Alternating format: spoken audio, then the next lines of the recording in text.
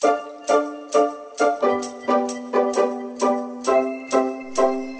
Morgen mga kamamshi and everyone. It's another day mga kamamshi and syempre another sharing na naman tayo.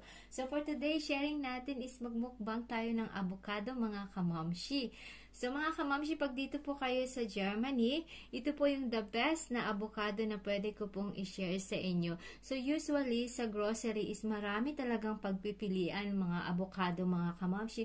Merong mura, tsaka meron din medyo mahal ng konti mga kamamshi. So itong isi-share ko sa inyo is well recommended na pag na-buy nyo po ito mga kamamshi, worth it buying po talaga. So ayan, mukbang na tayo. Let's go mga kamamshi.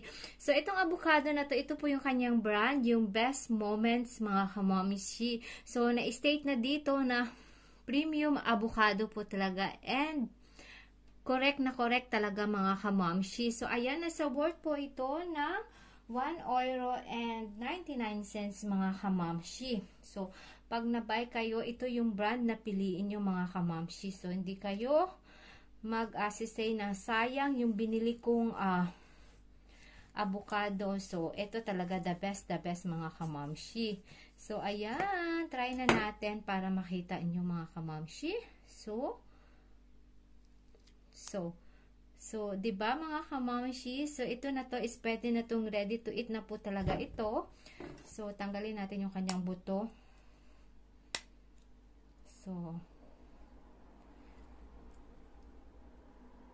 So, ayan, natanggal ko na yung mga buto mga kamamshi, yung mga buto. Yung buto pala. So, ayan, try natin one more try po sa inyo uli. So, masarap tong ilagay sa mga salad natin mga kamamshi, lalo na perfect po ito sa mga nagda-diet. So, ganyan lang. So, tapos ito yung easy way nito dito mga kamamshi, ganito mo lang. Sa pagkinain ko to, ganito lang ko siya kinakain mga kamamshi. So, diba? Super ganda. Super worth it talaga yung buying pag ganito yung avocado mga kamamshi. So, ayan. So, try natin uli. Itong the next natin. So, para makita nyo talaga itong ganitong avocado na brand mga kamamshi. So, cut lang natin.